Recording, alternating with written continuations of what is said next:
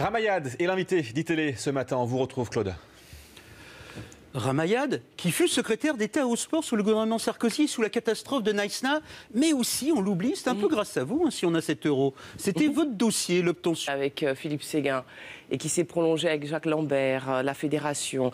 C'était pas le dossier d'un État ou d'un ministère, mais d'un peuple tout entier. On avait emporté 7-6 à Nyon face à la Turquie. Vous vous rendez compte ? À un cheveu près. L'euro aurait pu se dérouler en Turquie. C'est-à-dire toutes les préoccupations sécuritaires qui sont les nôtres, qui ont été nôtres depuis le début de la compétition, auraient été les mêmes, mais au centuple pratiquement en Turquie. Exactement, donc effectivement il fallait gagner et puis cet euro s'est bien déroulé.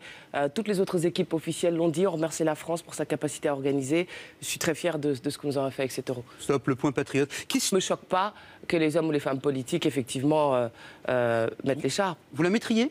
Moi, je ne le fais pas en général parce que je suis toujours quelque part en situation de représentation. Entre cette équipe de France-là, que tout le monde adore, et celle de Naïsta, c'est juste la différence entre la victoire et la défaite, ou sur ce que vous ressentez, c'est pas les mêmes joueurs, pas les mêmes mentalités. C'est un peu plus... Les états généraux du football, le malaise était profond, l'environnement était allé à volo, n'est pas plus différente en termes de présentation, mais elle est différente en termes d'encadrement. Vu la formation, le rôle social du football a été mis en avant, les questions d'exemplarité aussi, la connexion entre la solidarité entre les professionnels et les amateurs, le rôle des clubs. Qui fait la différence entre le succès d'un Griezmann, qui est un pur produit du football espagnol. Mais d'abord, moi je voudrais saluer le travail d'un entraîneur qui s'appelle Didier Deschamps, et je ne le fais pas parce qu'on est qualifié en finale, parce que je l'ai dit dès le début de la compétition, il a eu un management en or, c'est-à-dire non seulement sur le plan technique, dans le choix de ses joueurs, mais aussi dans la manière dont il inspire de l'autorité au vestiaire. Et je crois que ça, le respect dû au coach, il l'inspire, ça c'est une vraie différence par rapport à avant. Il y a aussi un encadrement qui est évidemment plus professionnel. Vous vous rappelez qu'à l'époque, on se souvient du président de la FFF, c'était Escalette, que les joueurs ne regardaient pas, il y avait l'autorité n'était plus là, il y avait le désordre dans le vestiaire. Donc pour vous, même tout ça a changé. Donc pour vous, même chez ces grands professionnels qui sont en train d'accomplir leur destin, voilà.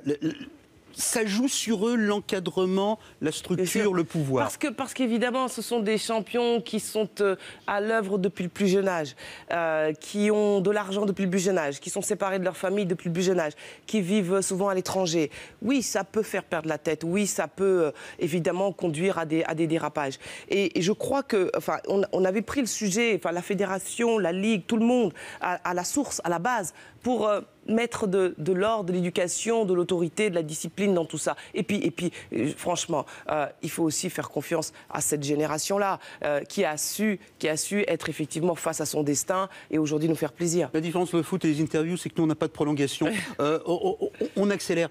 À l'époque, au moment de Naïsna, vous l'avez évoqué, on avait expliqué que le désarroi, l'échec de cette équipe, ça avait des raisons ethniques. On parlait de Racaille Football Club. Vous connaissez cette expression ?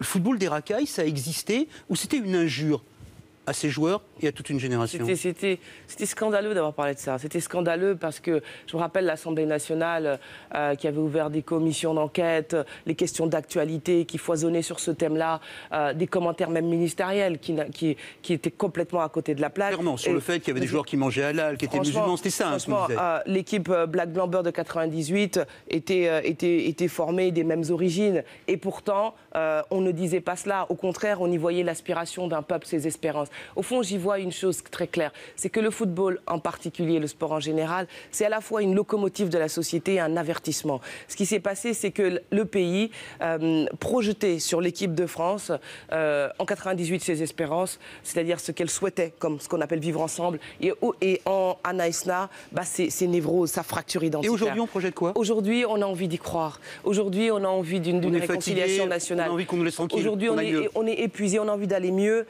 et c'est ce qu'on projette. C'est pour ça que ces joueurs, ce ne sont pas juste des joueurs, ce sont des ambassadeurs d'un certain art de vivre à la française.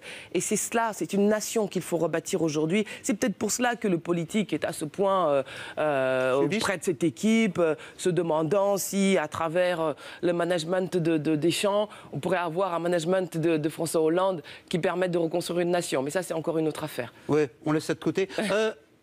C'est un match pluriculturel. Hein. On interviewe à longueur de journée les franco-portugais. On trouve ça très bien que certains d'entre eux soutiennent le Portugal.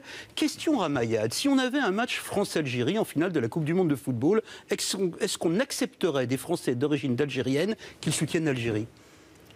Je veux dire, franchement, je pense pas. Je pense pas. Parce qu'il y a encore dans notre pays certains pyromanes qui aiment souffler sur les braises des divisions, qui aiment créer de l'identité là où il n'y en a pas, là où il n'y a que la passion du sport. Parce que le passé par rapport à l'Algérie n'est pas encore tout à fait passé, comme on dit. Et parce que nous avons la plus grande communauté musulmane d'Europe en France et que nous n'avons pas encore réussi à résorber cette fracture identitaire. Donc je vous le dis franchement, non. On a le droit d'être français, de soutenir une autre équipe que les Bleus ? Esthétiquement, culturellement, on a le droit d'être binational, on a le droit d'avoir le cœur qui balance, on a le droit d'avoir de l'amour pour son pays et en même temps un grand respect pour celui de ses parents. Mais n'oubliez pas une chose, comme disait Michel Platini aux Grandes Heures, le foot, c'est qu'un jeu. C'est qu'un jeu. Dernière question, vous-même d'origine sénégalaise, en 2002, il y a un France-Sénégal en Coupe du Monde, les Sénégalais nous battent. Vous étiez pour qui ? J'étais super excitée parce que... Non, vous étiez pour qui ? Non, pas excitée, vous étiez pour qui ? J'étais française sénégalaise jusqu'à l'âge de 21 ans.